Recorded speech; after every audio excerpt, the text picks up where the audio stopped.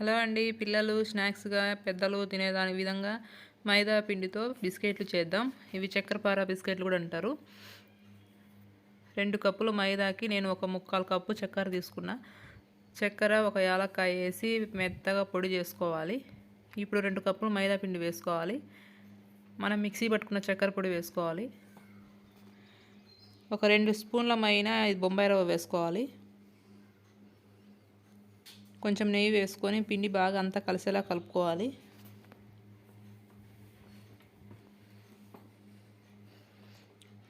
ఇట్లా కలుపుకొని ఇప్పుడు మనం తగినన్ని నీళ్లు వేసుకొని ఒక చపాతీ ముద్దలా కలుపుకోవాలి గట్టిగా.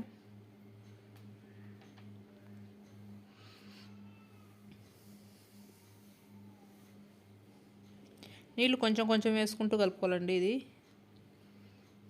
ఇట్లా ముద్దలా కలిపి పక్కన ఒక అర్ధగంట నాననివ్వాలి. ఇప్పుడు ఆ పిండి తీసుకొని 2 ముద్దల్లా చేసుకోవాలి.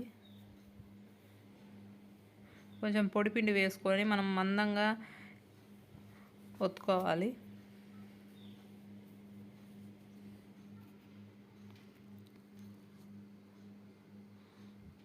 ఇప్పుడు చిన్న చిన్న బిస్కెట్లా కట్ చేసుకోవాలి.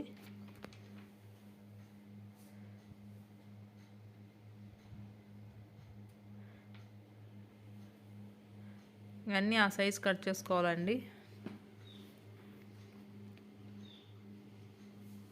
అన్నీ కట్ చేసిన తర్వాత ఇప్పుడు నూనె పెట్టి నూనె ఈటెక్కిన తర్వాత మనం అన్నీ ఒక్కొక్కటిగా వేసుకొని మంచి గోల్డెన్ కలర్ వచ్చే వరకు వేగనివ్వాలి. అంతేనండి, ఈ కలర్ వచ్చే సరిపోతాయి. ఈ వీడియో కింద మీకు నచ్చితే లైక్ చేయండి, సబ్స్క్రైబ్ చేయండి, నా ఛానల్ని సపోర్ట్ చేయండి.